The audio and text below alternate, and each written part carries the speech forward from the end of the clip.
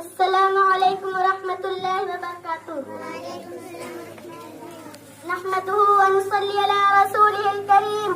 उड़ाए कुछ वरक़ लाला ने कुछ बुलबुल ने कुछ गुल ने, उड़ाए कुछ वरक़ लाला ने कुछ बुलबुल ने कुछ गुल ने, चमन में हर तरफ बिखरी हुई है दास्तां मेरी। मोहतरम हज़रात, आज हर तरफ मुल्क में खुशियाँ मसरत का माहौल है। हर कोई शादा व फरहा है और मुल्क की आज़ादी का जश्न मनाने में मसरूफ है। आज यौम जमहूरिया के इस हसीन मौके पर जहाँ एक तरफ अपने असलाफ की कुर्बानियाँ याद आती हैं, तो दूसरी तरफ आजाद हिंदुस्तान में मुसलमानों की कायदाना रोलत में मुसलमानों की दर्दनाक वाक़या जुल्म सितम का दास्तान सामने आती है, तो खून के आंसू निकल आते हैं और दिल से एक ऐसी आह निकलती है।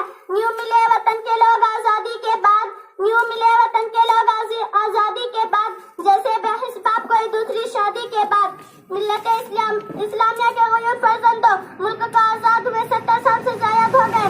इस दरमियान एक कौम के साथ हुकूमत हिंद का वो कौन सा हथियार है जिसका इस्तेमाल मुसलमानों पर नहीं किया गया, और अब हमें दोम दर्जे का शहरी बनाने की कोशिश में हुकूमत हिंद का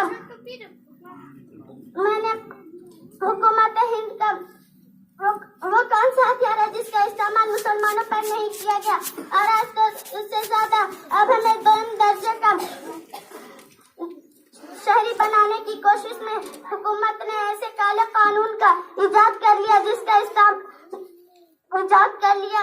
जैसे कभी हमारी जुबान पर वो पहरा लगाता है, कभी हमारी जुबान पर वो पहरा लगाता है, कम ज़र्फ हमारे ज़र्फ का अंदाजा लगाता है। नौजवानों, ये हकीकत है कि मुसलमानों ने हिंदुस्तान में आजादी ने मुसलमानों के कायदाना रोल अदा किया है, बल्कि जहां दूसरों का पसीना गिरा वहां मुसलमानों ने अपना खून दिया है। हिंदुस्तान की इस मिट्टी हर जर्रा उसकी गवाह है। भारत की मिट्टी निचोड़ कर देखो, हर खास से हमारा खून टपकेगा।